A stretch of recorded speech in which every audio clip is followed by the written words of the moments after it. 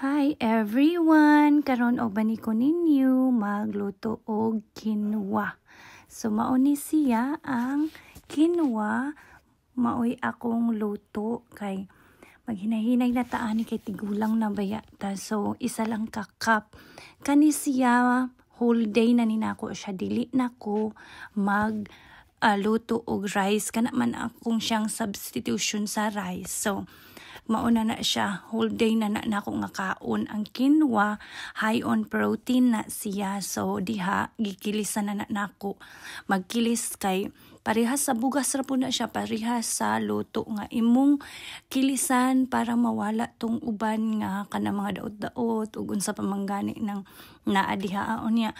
Lami gyud pud ang iyang lami kung makilisan nimo siya. So high protein ang quinoa. So mauna siya. So supposed to be 2 cups imong ibutang ana nga tubig, pero sa ako ginabana-bana ra na ako siya, dili jud ko maggamit og mga cups.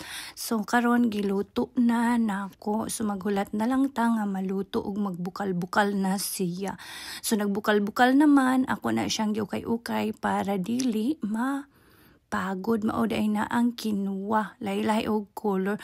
Sus nakalimot man ko nga, wa man di ay koy sili. So nidagan ko sa likod sa among balay. Naamang ko yung mga tanom-tanom ginagmay diha sa akong likod, pero wala lagi na ako naatiman tungod sa kabisi sa kinabuhi nga asawa og busy nga mama. Ginoo ko, wala na time mag-atiman sa garden. Gamay ra kain akong sili, pero yayay daghan kaayo og bunga. Nagdali-dali sad ko kay sige man og ulan diri, oy ambot ba ni. So pagsulod na ako, naghimo dayon ko og sauce. So gikan na akong sauce sa Filipino Mart man ata to sa North Carolina, there sa Concord. So mauna siya sauce, toyo lang og dato puti, vinegar.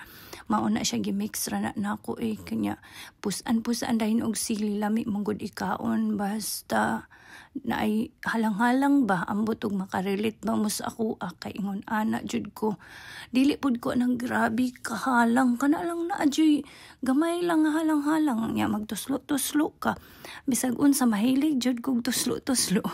So maunang nagtanong kog sili sa akong likod para madali-dali ra nako nya, fresh food siya.